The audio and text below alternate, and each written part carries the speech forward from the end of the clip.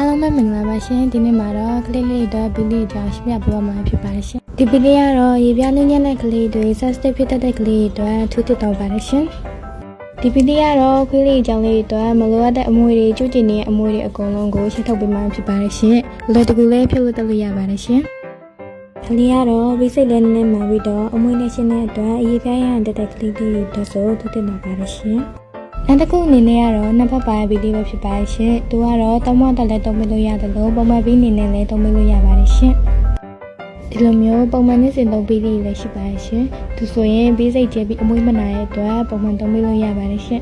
။ဒီကောင်လေးကတော့တန်းရှိရဲ့ကလေးလေးအတွက်တန်းတွေမောင်းရမရှိအောင်လို့ဖိဖိလို့ရတဲ့ဘီစိတ်လေးပဲဖြစ်ပါရှင်။ဘီစိတ်ကမှအခုလိုလက်ကင်ပါလေးလည်းရှိပါရှင်။